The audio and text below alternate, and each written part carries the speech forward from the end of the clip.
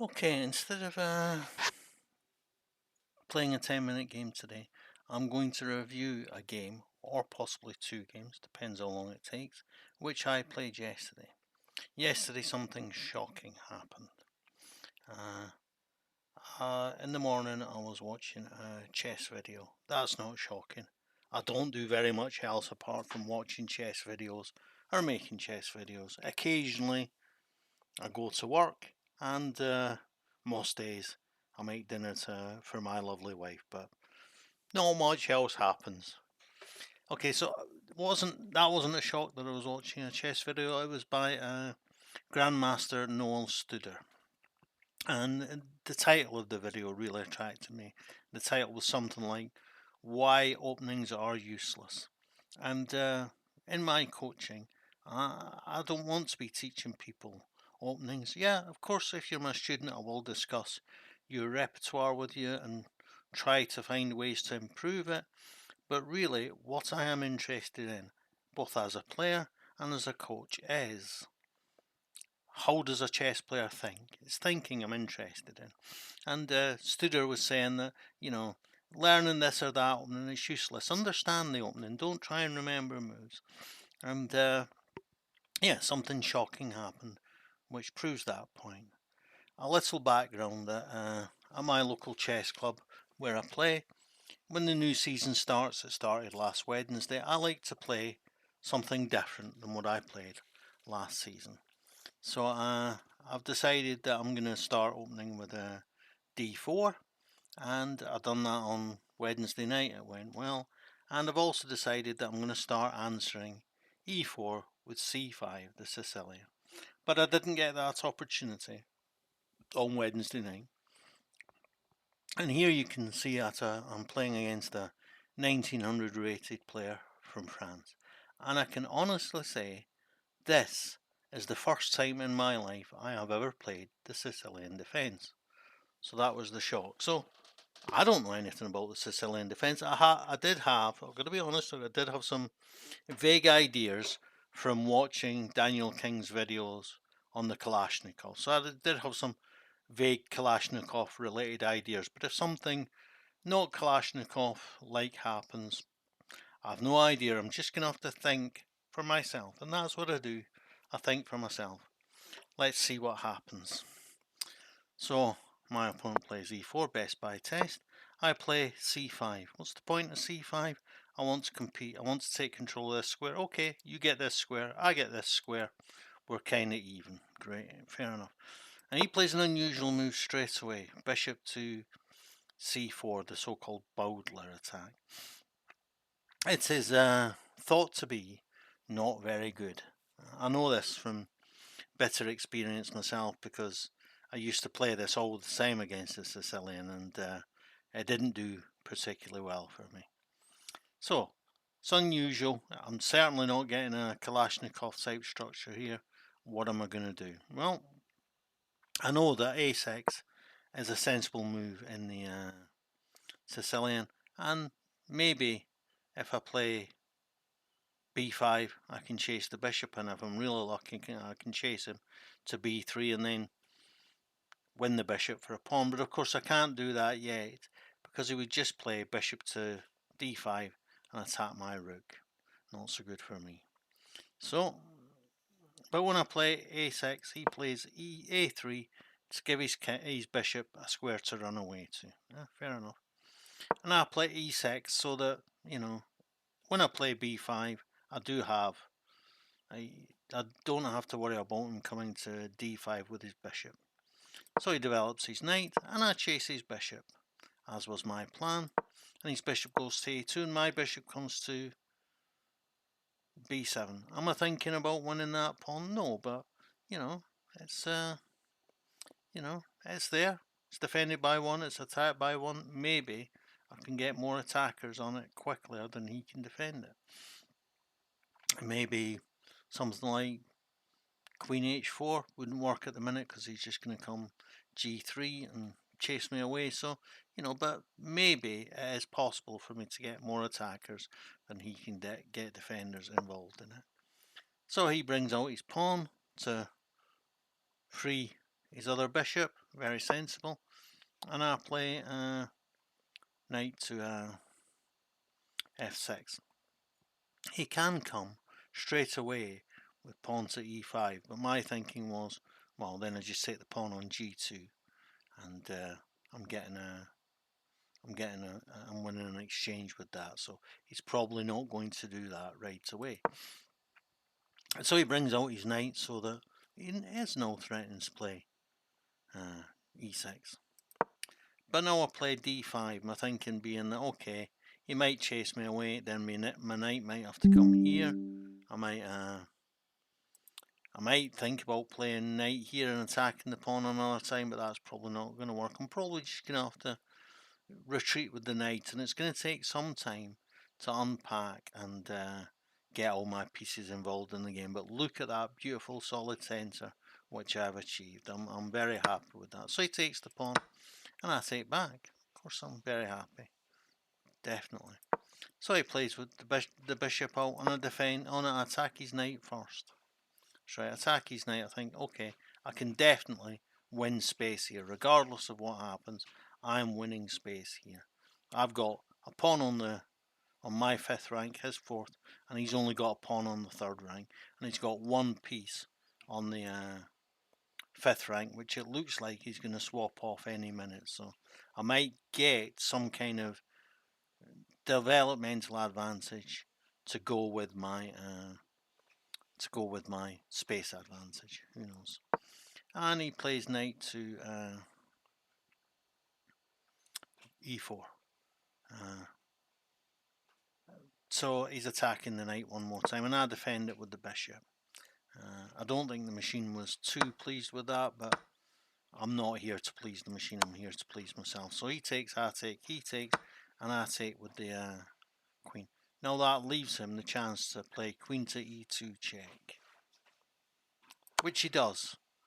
And I think the machine wanted me just to play rook here, and then king here, and then rook here to attack the queen. But I thought, no, I'll offer him the swap off for the queens, because this space advantage, this freedom for this light squared bishop, these are real permanent advantages which we'll have even after the pawns are swapped off, even after the queens are swapped off. So he does swap the queens. I give up castling. Big whoop. I played rook here. I'm going to have to come out with a king here anyway. I should have come out with a king here straight away to have my rook on the open file, so that I could then play knight here or knight here and a connection between the rooks. But no, okay, I didn't do that. He defends the pawn, because otherwise if he just moves the knight, then I take the pawn and I'm threatening the bishop. And I still don't stop him. I could have played pawn here to stop him from coming to here. You know, I still don't. I get on with my development. Maybe not the best idea. And now he attacks 2 pawns. I can't defend them both, so I defend this one. I think, oh great, if he wants to come here, if he takes this pawn, then I come here with the knight, with the king, and the knight hasn't actually got anywhere to run. And I pick up the knight in that way, but of course he's not going to do that. He takes the pawn, and instead of just attacking the knight, I come to e2. Great square for my king, for my rook, and maybe I can think about doubling up on here. And he plays f3 to defend this pawn, so that I'm not threatening to take this pawn. I think he should have just let me take that pawn and then played the rook and swapped off and been happy with that. I would have still had a space advantage, but a space advantage like this in a endgame which is mainly about rooks can very quickly turn to a space disadvantage, that my pawns are weak because they're so far forward, they're harder to keep hold of, possibly. So, but he plays the pawn, which importantly for me gives me the e3 square for my rook. And so now I play pawn to a6 so that the knight can only come here. The knight does indeed come there, and I play the bishop to c3 because I was threatening it. And he plays check, and I take off there, and he gives himself the open file, and leaves my rook partly cut off behind enemy lines, but I have the square e3 for my rook if he moves the rook and comes to attack the rook with the king, so that's okay. Now I'm playing a bishop against the knight. It looks like this is a very open board. On an open board, a bishop is usually better against the knight, but I like my position. I don't have anything against my position. I'm happy with the position I've got out of this opening. I play the knight, and he comes to e5, sensible enough, d5 even, to attack the rook, and I come to d8 to attack the bishop. Alright, it's not really attacking the bishop, but it's a good square for the rook anyway. And he plays check here. Luckily, my knight is defending against a check on f7, otherwise it could be bad for me. And I'm not sure why he's playing that. Maybe he wants to be able to play g4 so that he can then move his rook, but So my king comes to d6, and he attacks my knight. And I put my rook, okay, it's on a light colour square, it can be attacked by the bishop, but I'm soon going to be able to play it to here or here, both of which are good dark squares where they can't be harassed by the bishop. And he pushes the pawn again, so he's wasted a move by pushing it once. He could have pushed it two immediately. And yeah, I attack. If he takes the pawn, I take the pawn. If he takes with the knight, if he takes pawn, I take the pawn, and it's defended by the knight, sorry, so he can't take back. So that's good for me, but he takes anyway. I take with the knight, and he pushes forward with his pawn. So, yeah, but I push forward with my pawn. This is good for me, because either the knight or a new passed pawn, in that case, is coming to d3. And even although at one time it looked like I was a bit caged in behind my pawns and that, I'm not anymore. So he takes, and I take and say check, and the king goes to b2, and I take the pawn and say check, and the king goes to a1, and I push the pawn, and the pawn is now 2 squares away from being a queen, and the queening square is defended by that knight. So he's in trouble. He attacks my knight, and I move my knight and attack his bishop. He retreats with his rook, and I just take the bishop. I think he couldn't find a really good move. I think he was worried about me playing pawn to c2, and he just kind of panicked and found a bad move. As I always say to my students, finding a bad move in a bad position is very easy. Finding a good move in a good position is very easy. Finding a good move in a bad position is very difficult. Sadly, finding a bad move in a good position is also very easy. How many times do we do that? But no, I'm a whole night up. And he comes and attacks the pawn, but I can just push the pawn. It's defended by the knight, and the knight defends the rook. Yeah, okay, he can attack the pawn one more time, and I can't defend it one more time, but I'm happy with that. That's what he does. And I say check so that he has to swap off, because if he doesn't swap off the rook, if he comes here with the king, then I just take the pawn. And yeah, he's never getting any nearer to that pawn, and eventually I can come knight to here, maybe rook to here, and I can get a new queen. So he has to swap off. It costs me a pawn, but I swap off a pair of rooks and get my other rook actively involved in the game. And now I attack his rook, and I pick up a pawn, and he resigns. So yeah, that's how it went. The very first time in the whole of my life I played the Sicilian defence. So what counted there wasn't my knowledge of Sicilian variations and stuff like that. It was my thinking about the chess game. Of course, there is some knowledge based in that. I have a knowledge of what are good rules of thumb as a chess player. So clearly I do. But yeah, it wasn't based on knowledge, it was based on thinking. And that is what I want to do. That's what I encourage people to do as a chess coach. And that is one of the reasons why I'm running my channel for because you see far too much coaching where people, even players who are much better players than me and much better coaches than me, are saying, play the bishop's opening and win in 7 moves. Nobody wins in 7 moves against me with a bishop's opening. Nobody wins in 7 moves with a bishop opening against anybody who has a decent intermediate rating. It just doesn't happen, and yeah, when it comes to playing better players, when I play against better players, they beat me regardless of what opening I play. They beat me regardless of how well I play it, because it isn't about opening. The majority of games, especially under the 1800 level, are decided by some blunder in the middle game, not by some opening trap. So forget trying to learn a trap and try to learn how to think about a chess position. Okay, I'm just going to take a quick run through the review and see what it says. So 80.2%, I'm delighted that I managed to play 80.2% for the first time I played the Sicilian in the whole of my life. So d4, book move, book move, book move. I'm sure he was thinking, yeah, okay, he won't have seen this very often. I'm sure he wasn't thinking, he's never seen this before because he's never played the Sicilian before, but, a6 is excellent. He wanted me to play the knight first and forget about that he can come here and attack with the pawn, because I can probably go to g5 and attack the pawn, or I could just come straight back, or I can play to d5 and attack the bishop. I should have maybe done something like that, but okay, I can accept that a6 wasn't the best move.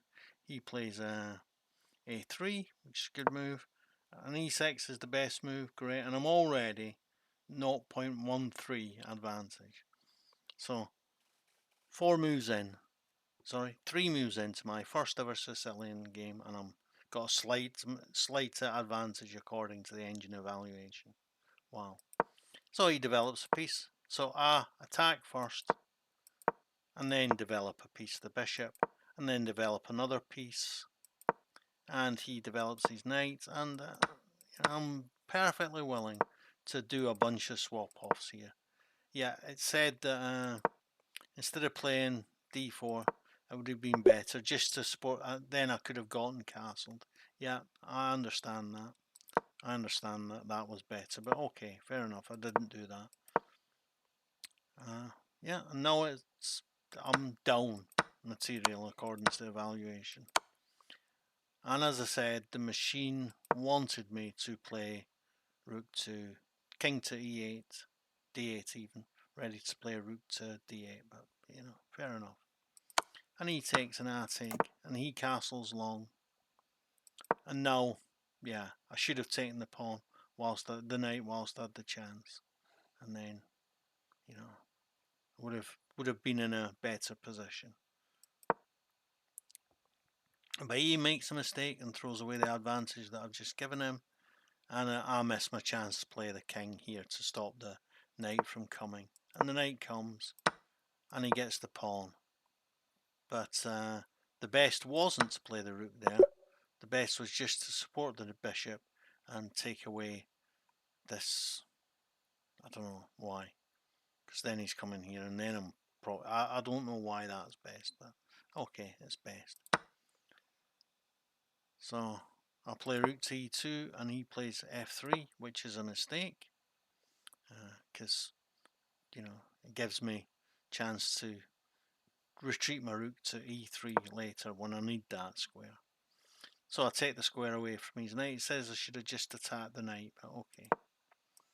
And I play the bishop, and he cuts off the knight, and I take it, and 0.24. So even though I like my position, according to the machine, I'm a little bit worse. Okay, I can accept that. The knight comes to d4, d5 even, e5 even. Third time's a charm. Partly to defend the c7 square, so that if he comes here and says check, then he can't follow up with another check on f7 with defended by the knight, by the bishop in the corner. So, yeah. And he comes good square with his bishop. Again, it's saying I should play, yeah, okay. I understand that. Play rook here, and then if he says check, come back here. Check, and king comes here, and I'm threatening this pawn, and maybe I'm getting somewhere. He says check, and king, the only move. Yeah, I should have attacked the knight whilst I had the chance. Now I come, and the knight is pre-defended. It's saying I should play pawn here to stop the rook coming in. Yeah, I understand actually that when the king was here, that stops the rook's progress. But I'm thinking that there, the pawn is on a dark coloured square and prevents the rook from coming to f6. So I liked it where it was. That's why I rejected g6. And he attacks the. Says I should have played here, and I can understand if I play here, I've got immediately this pawn as a follow-up. But okay, I had a different plan. And now the advantage has turned slightly to me. But I should have played the knight here to come into e3, of course. Knight here, knight to e3. I'm threatening that pawn. It's really difficult for him to defend it. So yeah, I can understand that was probably better. He takes and I take, and he pushes the pawn. And yeah, now I'm suddenly -2 up. And the knight check, it says I should have taken with the pawn, but I love the knight check because I know I'm getting this pawn as well. Sometimes you just can't please a fish. So I say check, and then I push the pawn so it's no longer threatened, and he attacks the knight, and I attack the bishop and defend my knight at the same time. And that's a mistake. His best move was to play check, then I would have to play here, and then yeah, or here, yeah, and here, yeah. Okay. So his best move wasn't to get his knight his bishop out of the way, but he didn't do that anyway.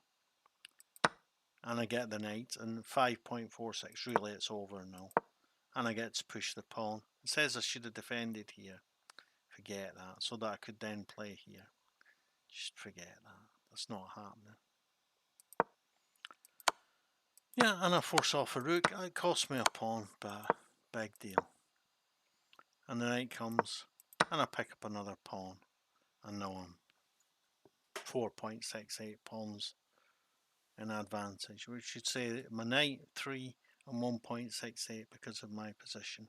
What are my positional advantages? Well, all his pawns are isolated, so he's got 3 pawn islands there to defend, and his position is wide open. And yeah, I can waltz in and win his pawns one by one actually with my knight, and then move the king out of the way so the knight isn't pinned any longer.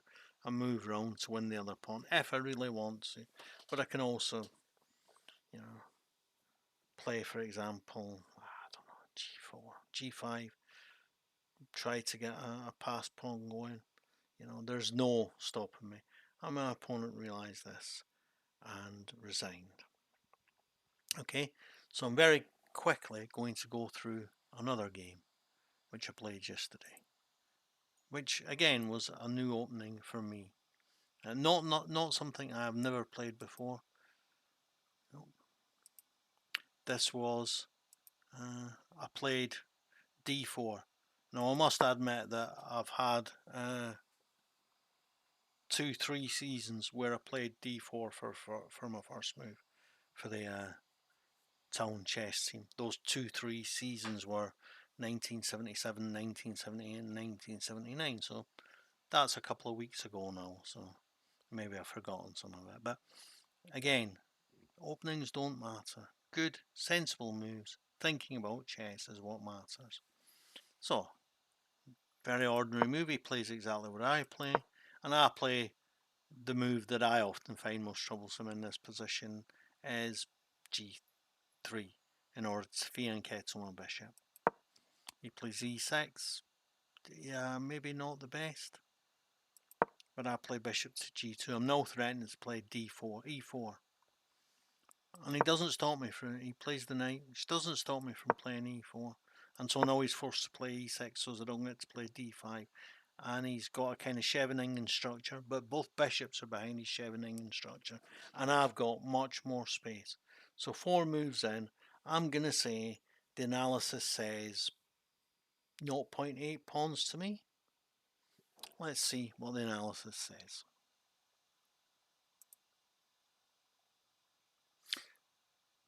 .76. I'm very pleased that that was such an accurate assessment. 0.68, you know, okay, after further analysis, but it's great. I'm happy with that. So I play c3. It wanted me to play knight e2, but I like c3. I know the structure very well. I play the structure against the Pirch. I know what I'm doing. I don't have to play the best move every single time. I have to play a good move. I have to think about it, and I have to know what kind of a plan I have. Knight comes to e2, so as it's not in the way for the advance f4. He castles, and I develop my knight here. Might look a bit silly there. Actually, I was a bit disappointed with this move because I can now immediately play d5, and if I play as I would wish to e5, then he can take the knight here. So maybe not the best, but he plays the other pawn, and I chase his knight back, and then come to a nice central square with my knight where I've got influence over the e4 square, the d3 square.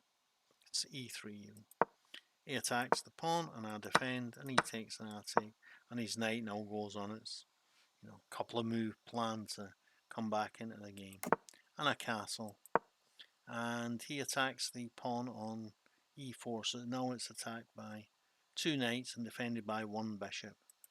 So I'll move the knight to defend it instead of playing the pawn to defend it, because then I have the opportunity to defend also with the rook or with the queen. And if I defend with the rook first and then play here, then he hasn't got ideas of playing queen b3 and so on, because I'm supporting the bishop on e3.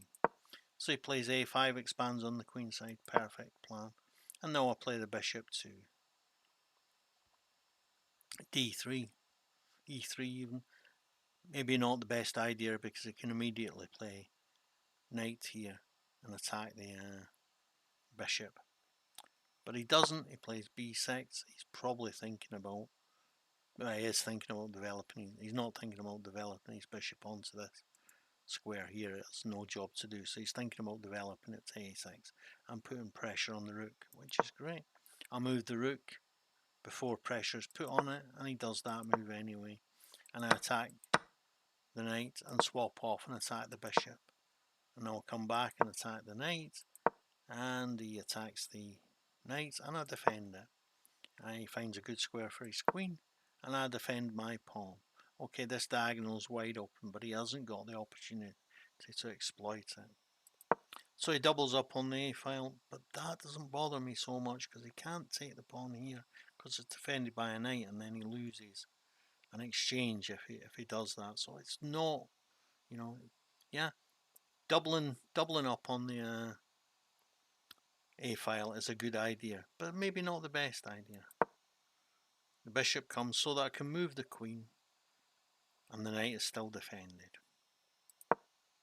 And he attacks the knight one more time, so I take the knight, and I play the queen to d2. I really regretted this almost immediately. I could have played rook to c2,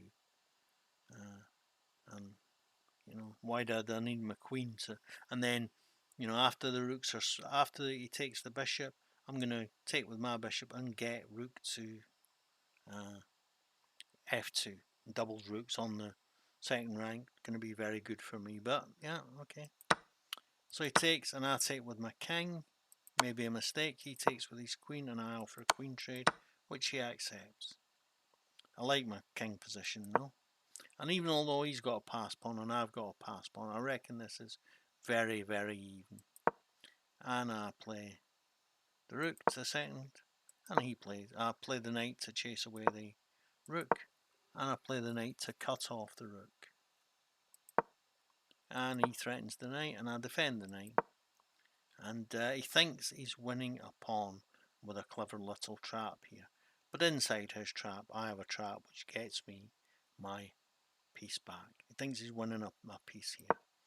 So I back off, and he takes, and I take the rook, and he thinks, oh well, no, I take the bishop, and I'm threatening his rook, and I'm getting a piece. But he isn't, because I'm threatening the rook, the bishop, and if the bishop moves, I've got mate on the back rank. And he can't defend it by playing rook here because of the pawn, and he can't defend it by playing rook here check because of the bishop. So he has to just make some escape square for his king, and I take the bishop, and now I've got bishop against rook, and I might be able to quickly play a4 and go for getting my rook behind the pawn, and yeah. But no, he stops that immediately. So I bring my bishop out into play, and he begins to rearrange his knights on the back rank. And I pin his king to the back rank, so that I'm threatening to move the king so it won't be check if he takes this pawn, and threaten the knight, and when the knight moves I've got rook here. So he forestalls that by playing rook to a7. Played well, my opponent. It's 2100. You can expect that he's going to play well. So I come back with my bishop, and he plays the pawn, and I play the pawn, and I say check, just because it's a free move. He was heading there anyway. Should I have encouraged him there?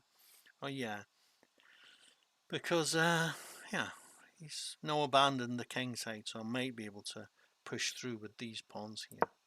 Plays f6, now I play g4, and he takes and I take, and now I'm in a position to create a passed pawn, and I've created a passed pawn. Now I've got a passed pawn on both sides of the board, the h pawn and the a pawn.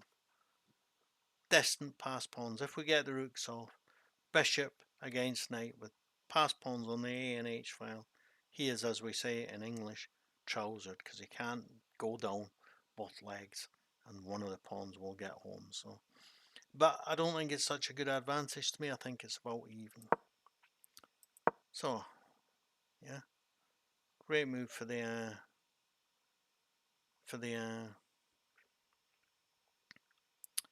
rook. And now I threaten the knight, and the king moves.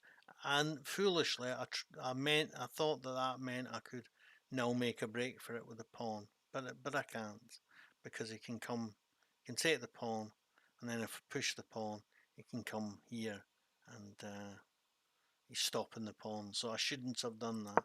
But he goes the wrong way, and that gives me the chance to run back and defend the pawn.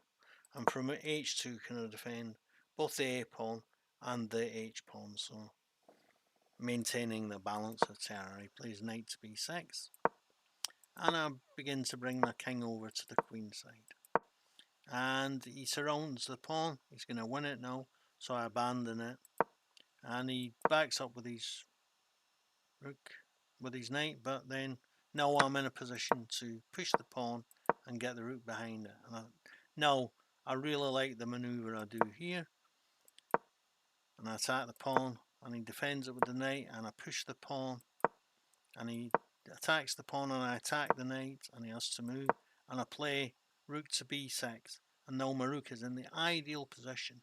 It's defending this, it's attacking this pawn, it's defending this pawn, and it's taking away all squares from the knight. Perfect. But he plays check, and I play knight here check, king to f3, and he moves the king, and I take the pawn. Oh no, I've just let him get a fork. Is that a mistake? No, it isn't. It would be a mistake if I now take the pawn, because then when he takes the rook it would be check. But no, I'll just play here. And when he takes the rook, I can take his rook, and he's not stopping that pawn from queening. Except by giving up the knight, of course. And now he's definitely not stopping the pawn from there. And he's still not stopping the pawn, and I get a new queen. And he tries to make a break for it, and I say check here. And now I threaten the knight and the pawn at the same time. And he moves the knight, and I pin the knight to the king. And he takes the pawn, and he pushes the pawn, and I take it. And he takes with the king, and I push the pawn. and he's got to give up the knight to stop the pawn. It's going to come to e6 with his king, and I'm going to take the knight, and I'm going to have queen and bishop against 2 pawns. And that's an easy win, even if I say hold my beer to my opponent. So, what do we learn from this? I think the very important lesson that it isn't openings that count. It isn't opening preparation. Yeah, at a lower level, we're gonna get people with trappy, tricky openings, and it's good to play it. It helps us to learn tactics. It helps us to learn what are weak squares in particular openings. But it isn't a substitute for understanding the opening you're playing, and it's definitely not a substitute for thinking about the moves you're going to play. I hope this encourages you to be a more thoughtful chess player. Don't forget to like, share, subscribe, and comment on my videos. Thanks. Bye.